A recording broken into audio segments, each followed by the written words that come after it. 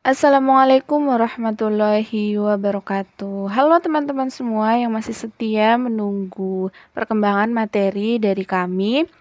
Jadi pada pertemuan kali ini kita tuh sebenarnya mau bahas apa sih? Nah, kita tuh bahas tangible asset. Sebenarnya kan di pertemuan kemarin kita sudah jelaskan apa itu pengertian tangible asset, kemudian karakteristiknya, unsur-unsurnya apa, kemudian cara perhitungan harga perolehan dan juga depreciation atau penyusutan ya. Nah, di pertemuan kali ini tuh sebenarnya sama aja. Kita mau bahas mengenai unsur-unsur dari tangible asset atau apa-apa saja yang bisa mempengaruhi tangible asset itu. Akan tetapi pada materi ini kita lebih kompleks. Maka dari itu untuk teman-teman mohon disimak dan diperhatikan baik-baik ya. Jika ada pertanyaan nanti bisa ditanyakan ketika kita sesi diskusi. Oke, daripada kelamaan dan daripada teman-teman kepo, sebenarnya apa sih yang akan kita bahas? Langsung saja kita masuk ke materi.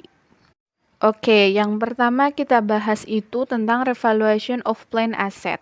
Sebenarnya harus kita ketahui dulu, revaluation itu apa? Jadi, revaluation itu adalah menilai kembali atau penilaian kembali aset supaya kembali ke nilai wajarnya. Nah, di sini karena kita memakai IFRS, jadi IFRS itu memungkinkan untuk setiap perusahaan menilai kembali aset pabriknya untuk kembali ke nilai wajar sebelum tanggal pelaporan atau pada tanggal pelaporan. Nah, di sini kan ada if revaluation is used. Jika revaluasi atau penilaian kembali ini digunakan, itu ada beberapa aturan. Yang pertama itu harus diterapkan ke semua aset di kelas aset. Jadi, misalkan kita mau melaporkan, itu tidak hanya di equipment saja, tapi ketika satu menggunakan revaluation, maka semua harus menggunakan revaluation. Dan yang kedua, aset experience rapid price change must be revalued on an annual basis. Jadi, ketika aset yang mengalami perubahan harga yang cepat, maka harus dinilai kembali setiap tahunnya agar tidak terjadi ketimpangan harga atau tidak terjadi nanti pas posting kemudian ada kesalahan, maka ketika kita melakukan peninjauan kembali itu harus dilakukan secara cepat agar nilai asetnya itu bisa kembali ke nilai wajar begitu. Untuk lebih jelasnya, kita langsung masuk ke ilustrasinya saja ya. Di sini ada perusahaan Pernis, dia itu menggunakan revaluation untuk equipment atau peralatannya dengan harga bukunya itu 1 juta dolar. Kemudian umur ekonomisnya 5 tahun dan di sini tidak ada nilai residu. Nah, perusahaan ini membuat jurnal entry-nya itu 1 tahun. Jadi asumsikan strike line depreciation atau metode garis lurusnya itu gimana? Nah, karena di sini kan sebelumnya di pertemuan kemarin kita sudah mempelajari bagaimana cara mendapat nilai depresiasi sekian rupiah atau sekian dolar itu kita dapat dari mana kan sudah di pelajari ya kemarin, sehingga untuk materi ini tidak perlu dijelaskan lagi.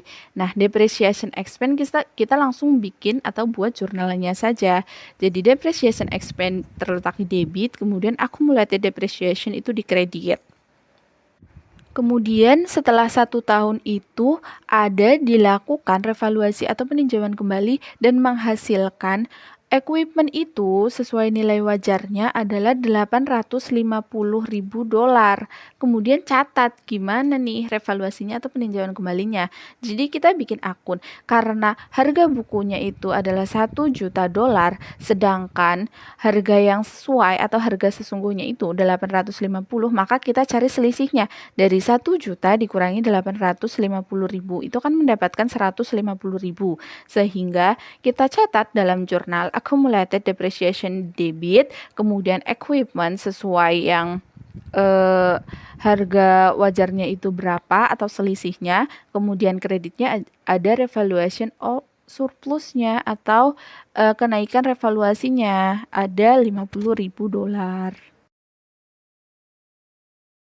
Nah, untuk slide selanjutnya itu adalah disertakan cara penghitungan bagaimana angka-angka itu tuh bisa didapat. Kayak misal tadi 850.000 dolar itu didapat dari 1 juta dolar dikurangi 150.000 dolar. Nah, 150.000 dolarnya itu didapat dari selisih antara harga yang dinilai bukunya itu sesuai 1 juta dolar tadi dikurangi dengan yang sesuai dengan nilai wajarnya atau yang sudah ditinjau kembali. Nah, di sini juga ada accumulated depreciation. Kan karena accumulated depreciation-nya itu kan tidak ada nilai residunya, jadi kita isikan 0. Kemudian setelah dihitung menghasilkan revaluation surplus. Revaluation surplusnya ini berasal dari mana? 50.000 dolarnya berasal dari 200 dolar, 200.000 dolar maksudnya ya. Itu kan didapat dari depresiasi. Kemudian dikurangi dari revaluasinya atau selisih yang didapat antara 200.000 dolar itu dikurangi dengan 150.000 dolar.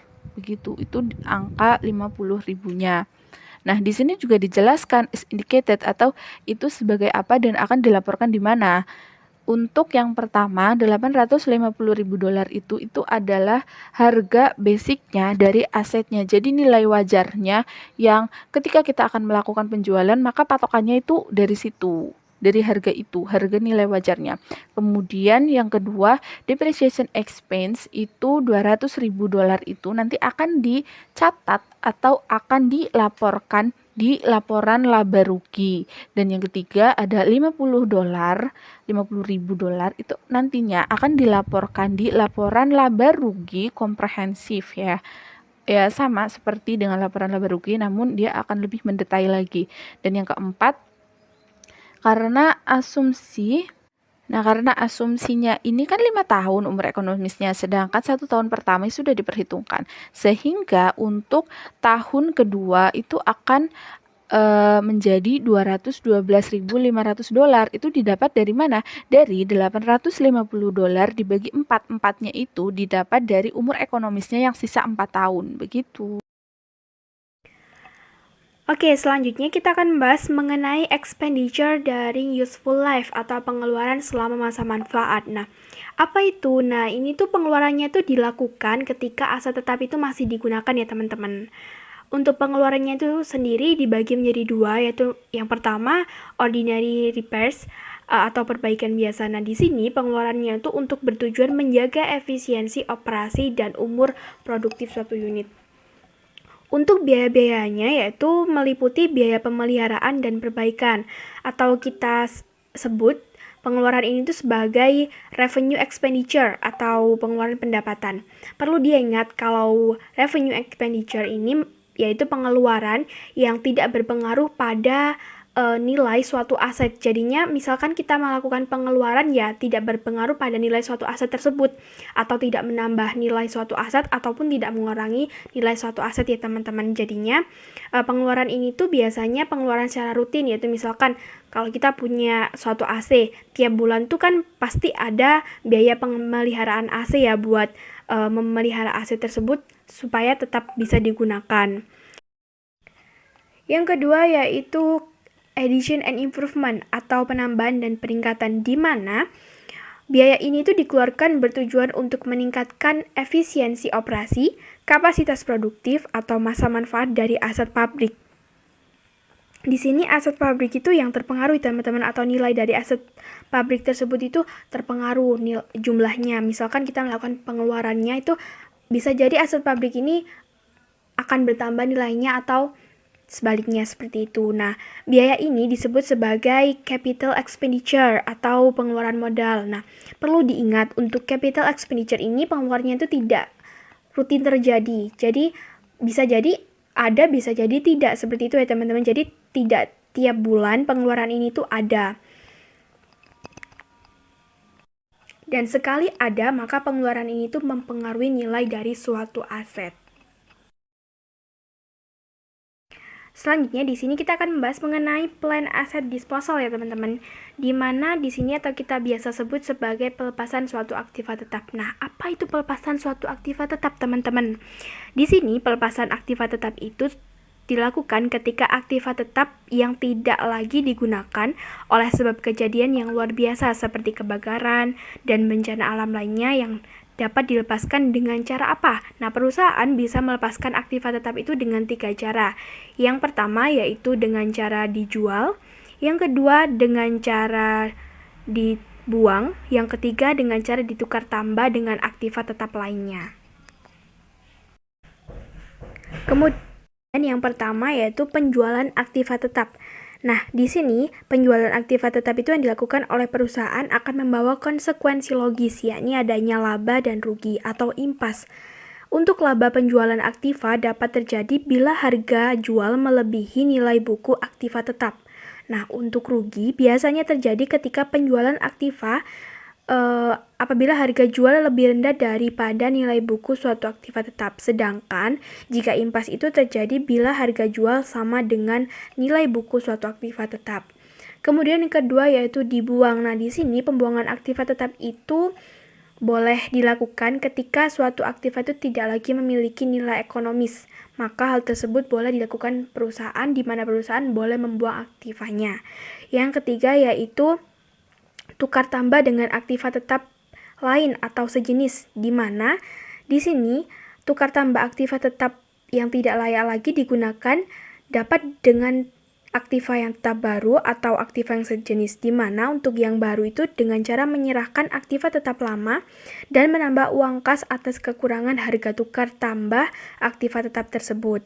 Dalam hal tukar tambah, perusahaan bisa juga laba atau rugi ya teman-teman.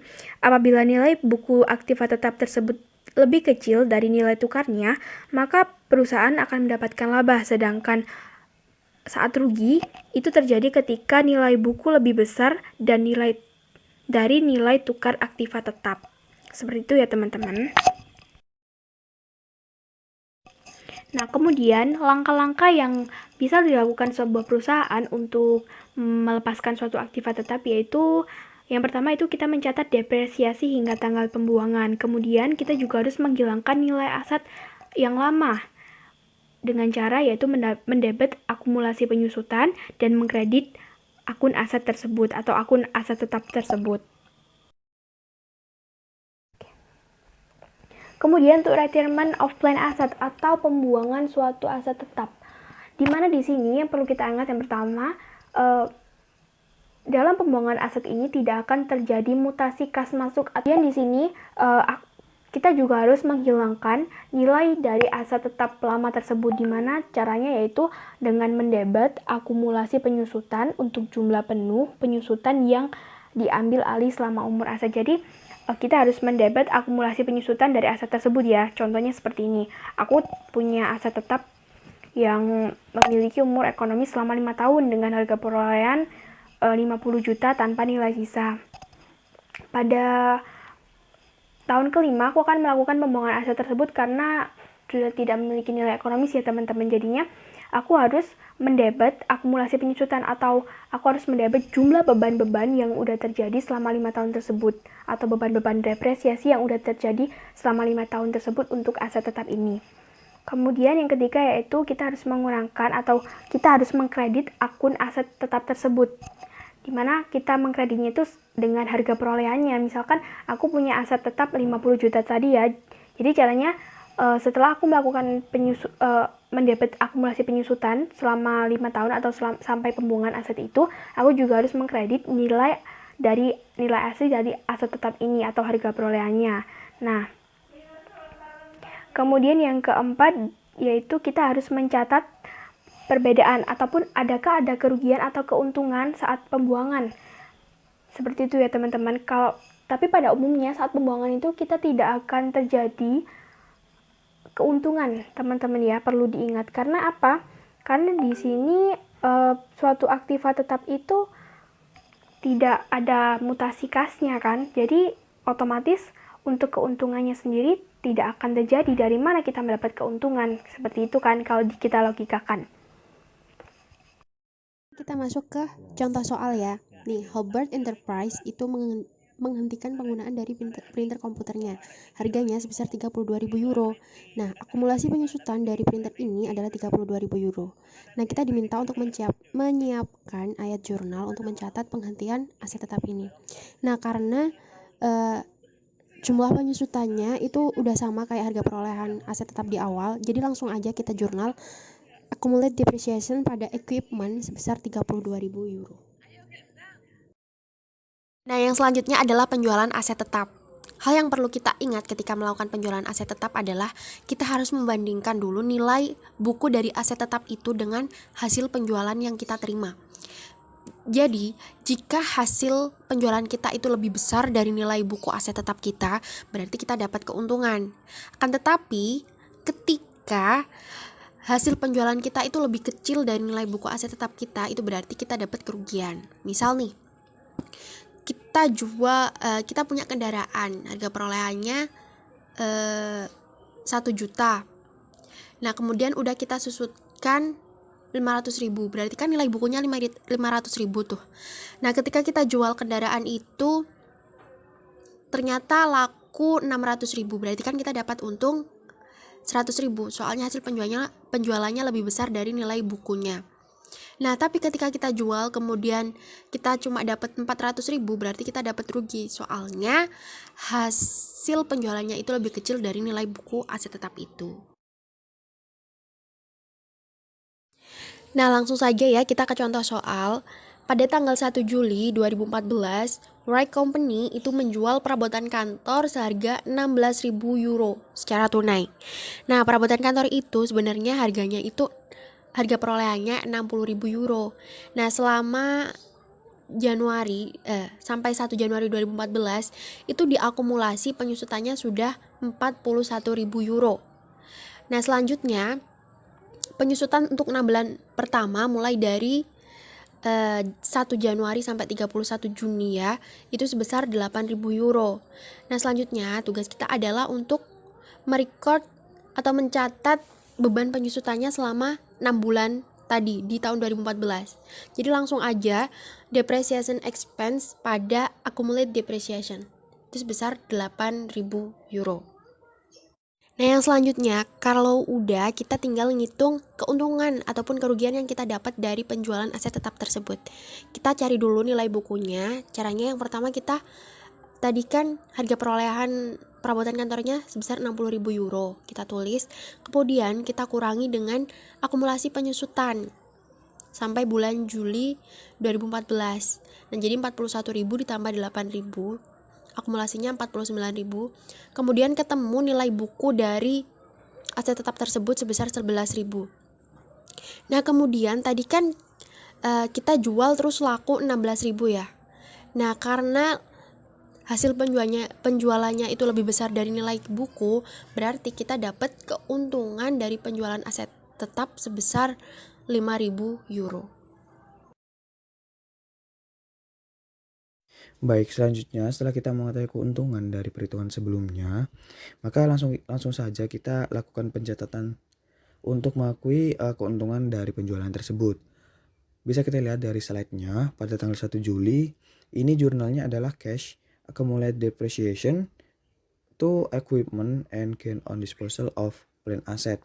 Nah, untuk cash-nya itu nominalnya dapat dari mana? Nah, cash-nya itu didapat dari proses from sale-nya. Dijualnya itu berapa sih?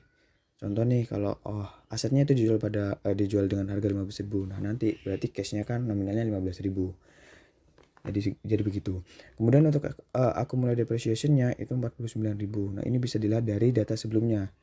Kemudian equipment-nya ini 60.000. Berarti intinya harga perolehan equipment-nya atau biaya-biaya yang untuk memperoleh equipment itu totalnya 60.000. Nah, selanjutnya ini ada gain on disposal of plant asset. Nah, ini selisih dari nilai buku dan harga jual dari aset tersebut.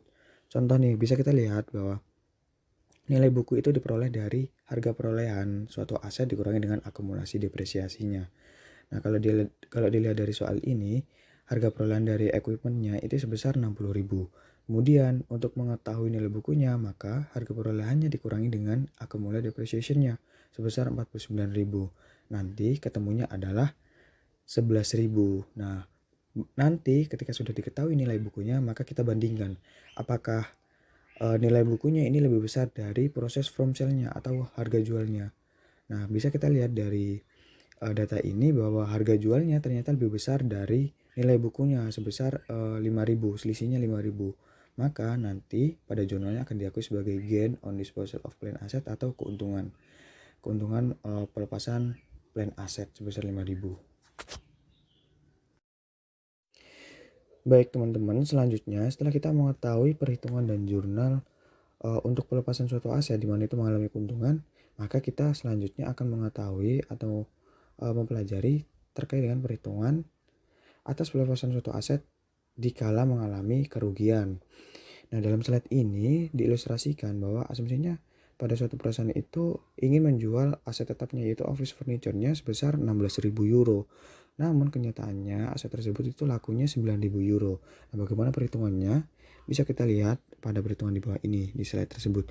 Cost of office furniture-nya itu sebesar 60.000 euro. Ini harga perolehan dari office furniture-nya. Kemudian untuk pengurangnya ini adalah accumulated depreciation. Seperti yang kita ketahui bahwa nilai buku itu kan rumusnya adalah harga perolehan dikurangi dengan accumulated depreciation, akumulasi depresiasinya.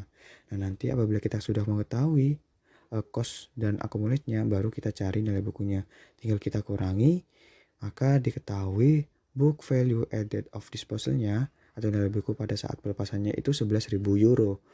Nah, kemudian ternyata aset tetap ini ketika pelepasan itu dihargai atau memiliki nilai sebesar 9.000 euro. Nah, bisa kita lihat dan kita bisa bandingkan dari book value-nya atau nilai buku dan proses from sale-nya ini kan lebih besar nilai bukunya daripada proses from sale-nya.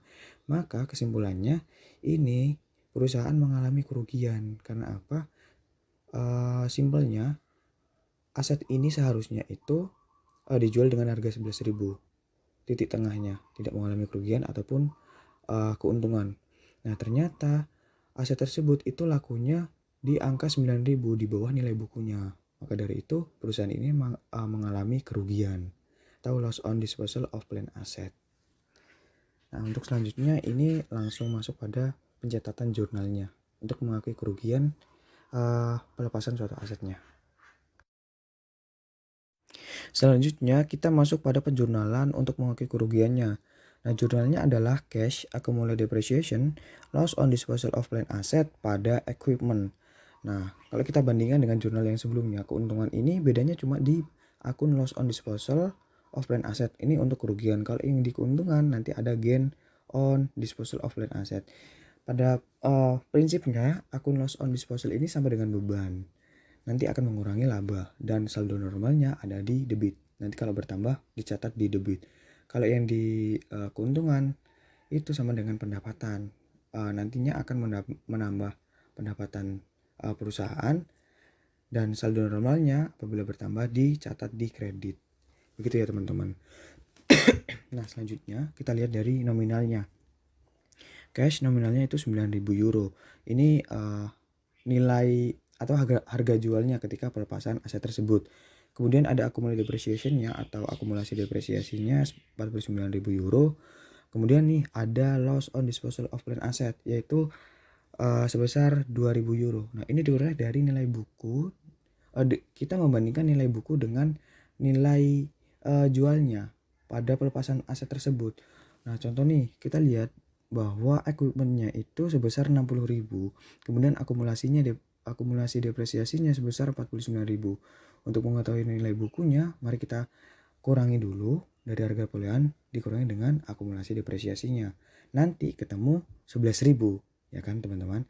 Nah, selanjutnya baru kita bisa bandingkan dengan harga jualnya yaitu 9.000 euro. Apakah nilai buku dengan nilai jualnya itu lebih besar nilai bukunya?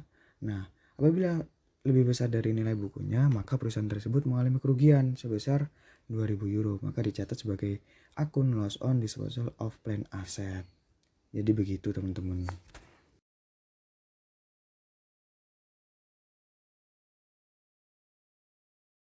Oke, selanjutnya kita masuk ke materi natural resources atau bisa disebut sebagai aktiva sumber daya alam. Nah, definisinya adalah aktiva yang secara fisik itu akan habis ketika digunakan. Nah, contohnya seperti hasil tambang kayak minyak, gas, batu bara, timah, dan hasil hutan contohnya kayak kayu.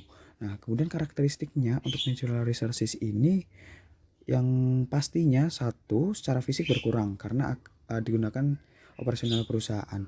Kemudian yang kedua adalah tidak dapat digantikan atau tidak memiliki tidak ada barang penggantinya atau barang substitusinya.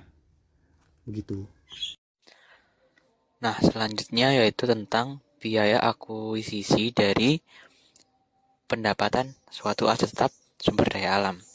Nah, biaya tersebut itu berasal dari atau terdiri dari satu, harga beli untuk mendapatkan suatu aset sumber daya alam tersebut sampai dengan aset tersebut siap dipakai gitu. Jadi, ketika kita mau beli sumber daya alam atau aset sumber daya alam tersebut, kita akan mengeluarkan biaya nih. Nah, semua biaya yang kita keluarkan sampai aset tersebut dapat digunakan itu diakui sebagai biaya akuisisi suatu aset tetap sumber daya alam. Nah, selanjutnya kita membahas tentang depresi nih. Kan kemarin atau ketika di ASG pertemuan 1 kan sempat saya bahas ya kalau ada 3 jenis penyusutan nih, cuman beda nama. Yaitu ada depresiasi, ada deflasi, dan juga amortisasi. Nah, di ketiga nama ini memang semuanya notabene penyusutan, cuman berbeda nama saja, gitu. Nah, untuk yang di sumber daya alam, itu namanya deflasi ya. Jadi deflasi itu adalah alokasi biaya untuk beban penyusutan yang rasional dan sistematik selama aset sumber daya alam tersebut punya umur ekonomisnya gitu. Nah, jadi depresi ini sama dengan depresiasi, artinya dia menyusutkan. Lalu di dalam kalau di depresiasi kan banyak metode ya. Nah, kalau di depresi ini hanya menggunakan satu metode nih, yaitu menggunakan unit activities method. Nah, lalu yang ketiga ini depresiasi ini umumnya itu adalah sebuah fungsi dari unit yang diekstrak, begitu. Ini ada ilustrasi ya. Ada perusahaan batu bara land itu menginvestasikan senilai 50 juta dolar Hong Kong dalam pertambangan yang mempunyai nilai estimasi dapat menghasilkan 10 juta ton batu bara tanpa residual value nih. Nah, di tahun pertama land company ini dia itu menjual 800 ton batu baranya gitu.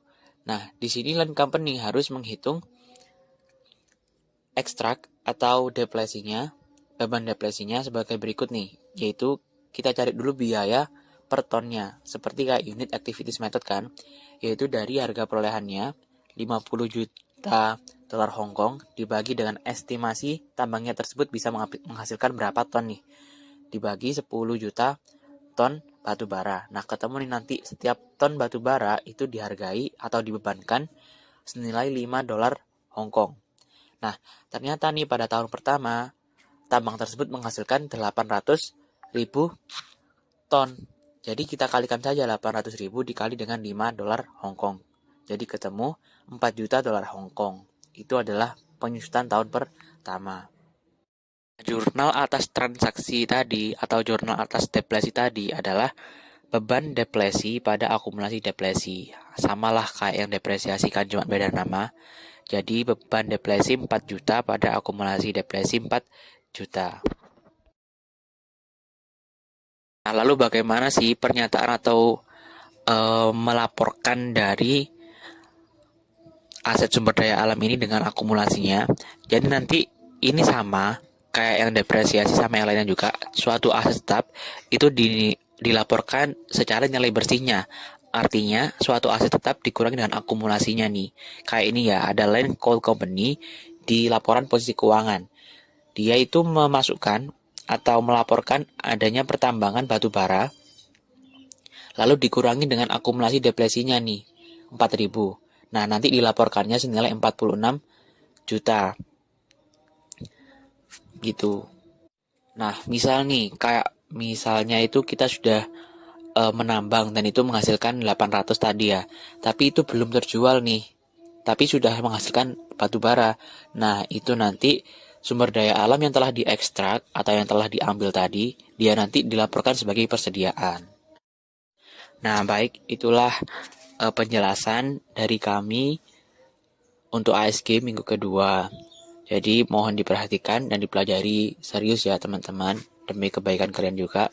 Jadi terima kasih dan selamat belajar.